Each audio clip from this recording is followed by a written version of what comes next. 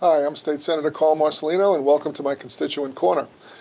Last year, I voted against a budget that was unbalanced, spent too much, and taxed too much.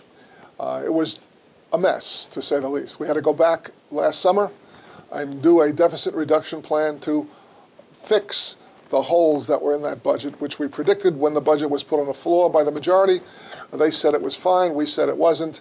We, the Republican minority, said it was not going to be balanced. We were right. This year, in January of 2010, the governor had the audacity to propose a budget that spent even more than last year's budget, and by his own admission, contains a $9.2 billion gap, a hole that has to be filled. Yesterday, the Senate Democrats, in their piecemeal process, passed the 12th budget extender of the year, because we haven't had a budget since April 1st, and we're some 81 plus days and counting without a budget. We've been passing extenders, which I've been voting against, as you well know, because I've said it many times. These are not the proper way. This is not the proper way to run a government. This is not the proper way to do a budget. We should be doing it all at once in the open with conference committees and so forth. I've said this many times, but it bears repeating from time to time. Yesterday, we had no choice but to vote against another deficit, another budget extender that creates an even bigger hole.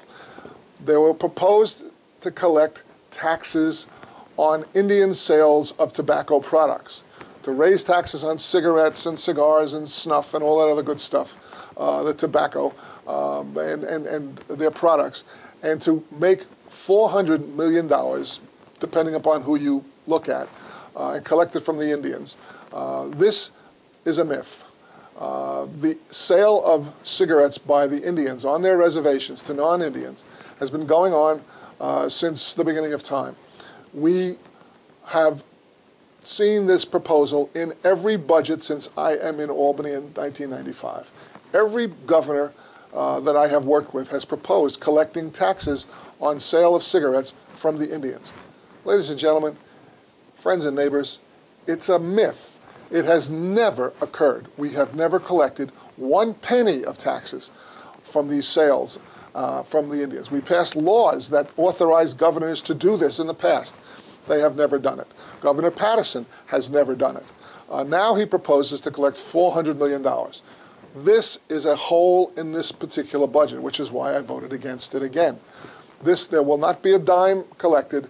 There's already a gap in this budget that we passed yesterday over my and every other Republican senator's no vote. Many Democrats said that they didn't like the bill, that they didn't want to tax the Indians because they also agreed it was not the way to go. But they voted for it anyway because they wanted to, they didn't want to close down government, even though the cigarette tax bill that it was in would not have closed government down had it not passed. That's another canard. 60% of this budget, this year's budget, has been passed to date in drips and drabs.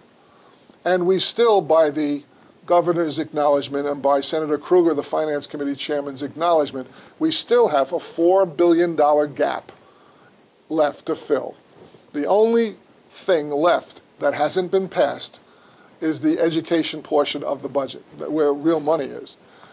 We haven't passed that education portion. Are the Democrats proposing to cut $4 billion out of the education budget?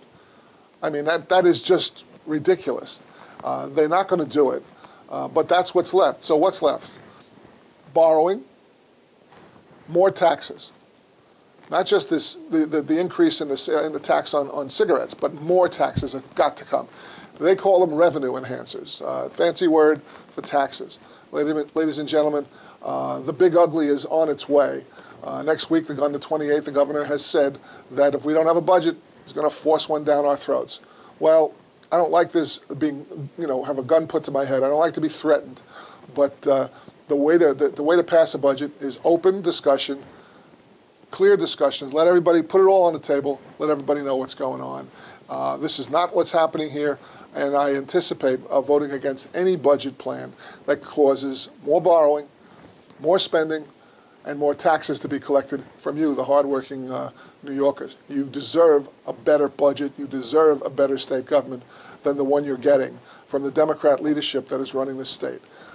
Thank you, ladies and gentlemen, and I hope you're with me.